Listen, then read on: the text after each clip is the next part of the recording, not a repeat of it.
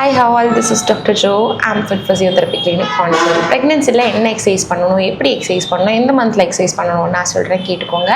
3rd மந்தில் we can start a breathing exercise.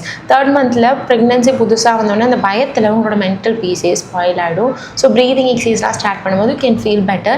அந்த breathing exercise எல்லாம் உங்களுக்கு டெலிவரிக்கு அப்புறமும் டெலிவரி அப்போயும் ரொம்ப யூஸ்ஃபுல்லாக இருக்கும், believe me.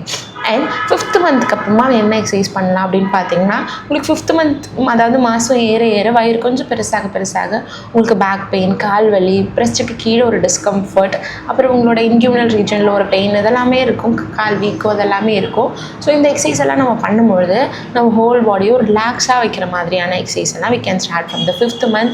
நீங்கள் உங்களோட கன்சல்டன்ட் கிட்ட, உங்களோட எஜுஷியன் கிட்ட எக்ஸசைஸ் ஸ்டார்ட் பண்ணலாமான்னு கேட்டிங்கன்னா we can start. And then 7th மந்தில் என்ன மாதிரியான எக்ஸசைஸ்லாம் பண்ணலான்னு பார்த்தீங்கன்னா, 7th மந்தில் we can start all exercise. That எல்லா எக்ஸசைஸுமே நம்மளுக்கு டெலிவரிக்கு ப்ரிப்பேர் ஆகிற மாதிரியான எல்லா எக்ஸசைஸும் ஸ்டார்ட் பண்ணிடலாம்.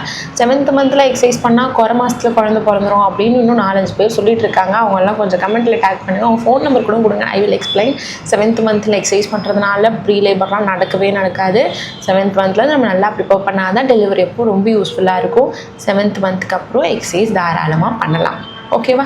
அப்படிலாம் ஒரு மாதத்தில் டெலிவரி நடந்துடாது. எல்லா எக்ஸசைஸுமே லோ பாடி ஸ்ட்ரென்த்னிங் எக்ஸசைஸ்லேருந்து ப்ரீதிங் எக்ஸசைஸ்லேருந்து லேபருக்கு எப்படி ப்ரிப்பேர் ஆகணுமோ அது எல்லாத்தையுமே நம்ம பண்ணிடலாம். இன்ஸ்டாகிராமில் போடுற 4 வீடியோ பார்த்து விறுவிறுன்னு நான் 2 நாள் பண்ணிவிட்டு தூக்கி வைக்கிறது கிடையாது. உங்களுக்கு எக்ஸசைஸ் சொல்லி தரவங்க என்ன பண்ணுறாங்கன்னு கொஞ்சம் பார்த்துட்டு அந்த எக்ஸசைஸை ஃபாலோ பண்ணுங்கள்.